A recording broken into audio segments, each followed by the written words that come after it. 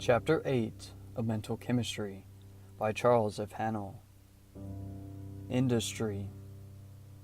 All the lost mines of Mexico, all the argosies that ever sailed from the Indies, all the gold and silver Latin ships of the treasure fleets of storied Spain, count no more in value than a beggar's dole compared to the wealth that is created every 8 hours by modern business ideas. Opportunity follows perception. Action follows inspiration. Growth follows knowledge. Environment follows progress. Always the mental first, then the transformation into the illimitable possibilities of character and achievement. The progress of the United States is due to 2% of its population. In other words, all our railroads, all our telephones, our automobiles, our libraries, our newspapers, and 1,000 other conveniences, comforts, and necessities are due to the creative genius to 2% of the population. As a natural consequence, the same 2% are the millionaires of our country. Now, who are these millionaires, these creative geniuses, these men of ability and energy? To whom do we owe practically all the benefits of civilization? The same authority tells us that 30% of them are the sons of poor preachers who had never earned more than $1,500 a year. 25% were the sons of teachers, doctors, and country lawyers, and only 5% were the sons of bankers. We are interested, therefore, in ascertaining why the 2% succeeded in acquiring all that is best in life, and the 98% remain in perpetual want. We know that this is not a matter of chance, because the universe as we know it is governed by law. Law governs solar systems, suns, stars, planets. Law governs every form of light, heat, sound, and energy. Law governs every material thing and every immaterial thought. Law covers the earth with beauty and fills it with bounty. Shall we then not be certain that it also governs the distribution of this bounty? Financial affairs are governed by law just as surely, just as positively, just as definitely as health, growth, harmony, or any other condition in life, and the law is one with which anyone can comply. Many are already unconsciously complying with this law, others are consciously coming into harmony with it. Compliance with the law means joining the ranks of the 2%. In fact, the new era, the golden age, the industrial emancipation, means that the 2% is about to expand until the prevailing conditions shall be reversed. The 2% will soon become the 98%. In seeking the truth, we are seeking ultimate cause. We know that every human experience is an effect. Therefore, if we may ascertain the cause, and if we shall find that this cause is one which we can consciously control, the effect or the experience will also be within our control. Human experience will then no longer be a football of fate. A man will not be the child of fortune, but destiny, fate, and fortune will be controlled as readily as a captain controls his vessel, or an engineer his train. All things are finally resolvable into the same element, and as they are thus translatable one into the other, they must ever be in relation and may never be in opposition to one another. In the physical world, there are innumerable contrasts, and these may, for the sake of convenience, be designated by distinctive names. There are surfaces, colors, shades, dimensions, or ends to all things. There is a North Pole and a South Pole, an inside and an outside, a seen and an unseen, but these expressions merely serve to place extremes in contrast. They are names given to two different parts or aspects of the same quantity. The two extremes are relative. They are not separate entities, but are two parts or aspects of one whole. In the mental world, we find the same law. We speak of knowledge and ignorance, but ignorance is but the lack of knowledge, and is therefore found to be simply a word to express the absence of knowledge. It has no principle in itself. In the moral world, we speak of good and evil, but upon investigation, we find that good and evil are but relative terms. Thought precedes and predetermines action.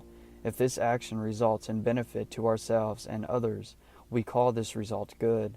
If this result is to the disadvantage of ourselves and to others, we call it evil. Good and evil are therefore found to be simply words which have been coined to indicate the result of our actions, which in turn are the result of our thoughts. In the industrial world, we speak of labor and capital as if they were two separate and distinct classes, but capital is wealth and wealth is a product of labor, and labor necessarily includes industry of every kind, physical, mental, executive, and professional. Every man or woman who depends in whole or in part for his or her income upon the results of their effort in the industrial world must be classed as labor. We, therefore, find that in the industrial world there is but one principle, and that is labor, or industry. There are many who are seriously and earnestly trying to find the solution to the present industrial and social chaos, and we hear much of production, waste, efficiency, and sometimes something in regard to constructive thinking. The thought that humanity is on the borderland of a new idea, that the dawn of a new era is at hand, that a new epoch in the history of the world is about to take place, is rapidly spreading from mind to mind, and is changing the preconceived ideas of man and his relation to industry. We know that every condition is the result of a cause, and that the same cause invariably produces the same result. What has been the cause of similar changes in the thought of the world, the Renaissance, the Reformation, the Industrial Revolution? Always the discovery and discussion of new knowledge. The elimination of competition by the centralization of industry into corporations and trusts, and the economies resulting therefrom, have set man to thinking. He sees that competition is not necessary to progress, and he is asking, quote, what will be the outcome of the evolution which is taking place in the industrial world, end quote. And gradually the thought begins to dawn, the thought which is rapidly germinating, which is about to burst forth in the minds of all men everywhere, the thought which is carrying men off their feet and crowding out every selfish idea, the thought that the emancipation of the industrial world is at hand. This is the thought which is arousing the enthusiasm of mankind as never before. This is the thought which is centralizing force and energy, and which will destroy every barrier between itself and its purpose. It is not a vision of the future, it is a vision of the present. It is at the door, and the door is open. The creative instinct of the individual is his spiritual nature. It is a reflection of the universal creative principle. It is therefore instinctive and innate. It cannot be eradicated. It can only be perverted. Owing to the changes which have taken place in the industrial world, this creative instinct no longer finds expression. A man cannot build his own house. He can no longer make his own garden. He can by no manner of means direct his own labor. He is therefore deprived of the greatest joy which can come to the individual, the joy of creating, of achievement, and so this great power for good is perverted and turned into destructive channels. Becoming envious, he attempts to destroy the works of his more fortunate fellows. Thought results in action. If we wish to change the nature of the action, we must change the thought, and the only way to change the thought is to substitute a healthy mental attitude for the chaotic mental conditions existing at present. It is evident that the power of thought is by far the greatest power in existence. It is the power which controls every other power, and while this knowledge has until recently been the possession of the few, it is about to become the priceless privilege of the many. Those who have the imagination, the vision, will see the opportunity of directing this thought into the constructive and creative channels. They will encourage and foster the spirit of mental adventure. They will arouse, develop, and direct the creative instinct, in which case we shall soon see such an industrial revival as the world has never before experienced. Henry Ford visions the approach of the new era in the Dearborn Independent. He says, quote, "The human race is now on the borderline between two periods. The period when to use is to lose, and the period when not to use is to waste. For a long time, mankind has been conscious of somehow coming to the end of irresponsible childhood. The provision made by the parent of mankind has seemed to be coming to the end of its lavishness. That is, there has been a sense that the more we used, the less we had in reserve. This feeling has been expressed in the popular adage, You can't eat your cake and have it." End quote. But now that man is learning enough to plant his supply as well as reap it, to make his supply a recurrent crop instead of a slowly diminishing original store of natural resources. The time is coming when instead of being afraid of wasting our resources by using them, we shall be afraid of wasting them by not using them. The stream of supply will be so full and constant that when people worry, it will not be worry about not having enough, but about not using enough. If you can imagine a world in which the source of supply will be so plentiful that people will worry about not using enough of it, instead of worrying as we do now about using too much, you will have a picture of a world that is soon to be. We have long depended on the resources which nature long ago stored up, the resources which can be exhausted. We are entering an era when we shall create resources which shall be so constantly renewed that the only loss will be not to use them. There will be such a plenteous supply of heat, light, and power that it will be sin not to use all we want. This era is coming in now, and it is coming by way of water. With the fuel question settled, and the light question settled, and the heating question settled, and the power question settled, on such terms as actually liberate the whole world from the crushing weight of these four great burdens, and not only that, but with the whole fuel and light and heat and power situation turned around so that people will have to use all that they want in order to prevent waste. Don't you see how economic life will swing loose and breathe deeply, as if a new spring day had dawned for humanity? This is the era we are approaching. There is no question about that. There will be, of course, the usual preliminary skirmish between selfishness and service, but service will win. The ownership of a coal mine located on a man's property may easily be granted to private parties, but the ownership of a river? Nature itself rebukes the man who would claim ownership of a river. Our next period is before us, not the first period of reckless waste, nor the second period of anxious accounting, but the third period of overlapping abundance which compels us to use and use and use, to fulfill every need. Thought is mind in motion, just as wind is air in motion. Mind is a spiritual activity. In fact, it is the only activity which the spiritual man possesses, and spirit is the creative principle of the universe. Therefore, when we think, we start a train of causation. The thoughts go forth and meet other similar thoughts. They coalesce and form ideas. The ideas now exist independently of the thinker. They are the invisible seeds which exist everywhere, and which sprout and grow and bring forth fruit, some 100 and some 1,000-fold. We have been led to believe, and many still seem to think, that wealth is something very material and tangible, that we can secure and hold it for our own exclusive use and benefit. We somehow forget that all the gold in the world only amounts to a very few dollars per capita. The entire supply of gold for the world is only $8 billion. This includes all the gold coined or in bars in the various banks or government treasuries of the world. This quantity of gold could be easily contained in a 60-foot cube. If we depended upon the supply of gold, it would be exhausted in a single day.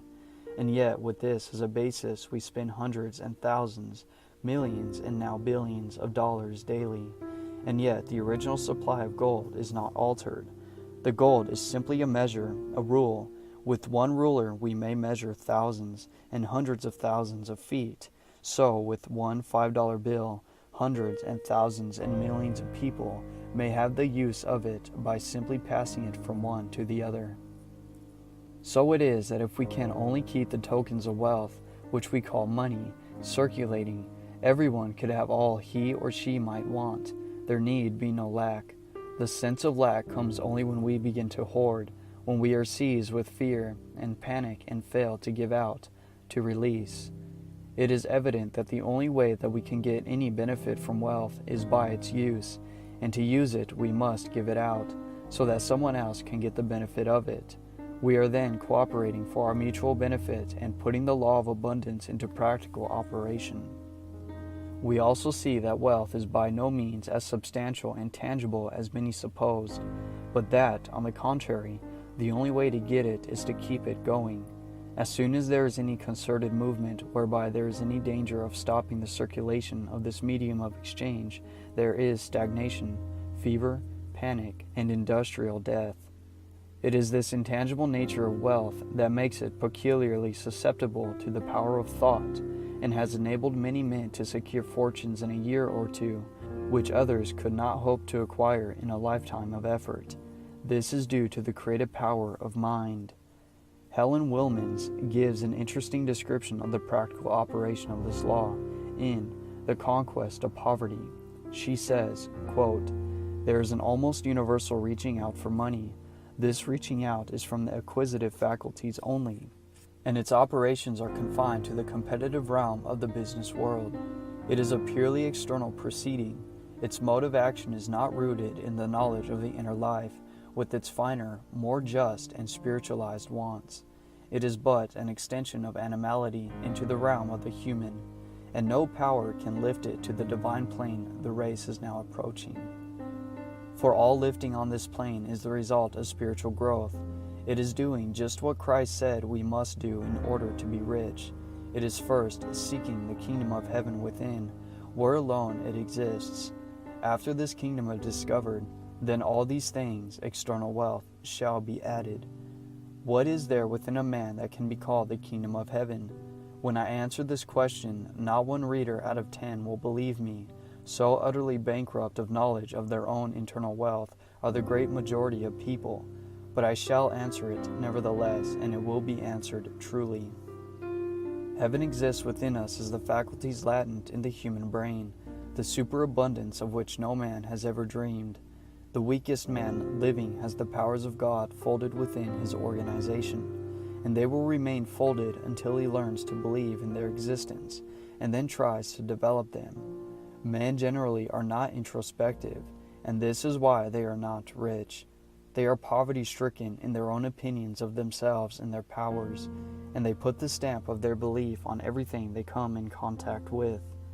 If a day laborer, let us say, does not look within himself long enough to perceive that he has an intellect that can be made as great and far-reaching as that of the man he serves, if he sees this and attaches due importance to it, the mere fact of his seeing it has, to the degree, loosened his bonds and brought him face to face with better conditions. But there is wanted something more than the fact of knowing that he is, or may become, by recognition of self, this employer's intellectual equal. There remains the fact that he needs also to know the law and claims its provisions, namely, that his superior knowing relates him to a superior position. He must know this and trust it, for it is by holding this truth in faith and trust that he begins to ascend bodily.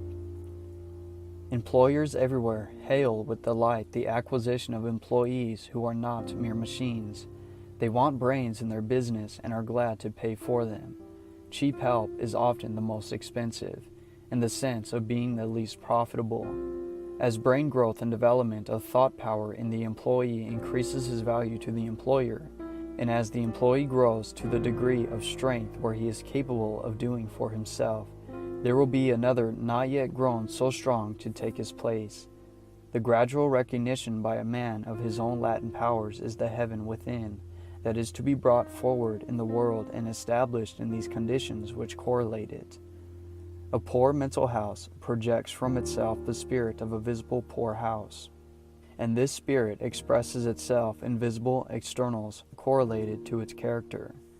A mental palace sends forth the spirit of a visible which results that correlate it. And the same may be said of sickness and sin, of health and goodness." End quote. End of chapter 8.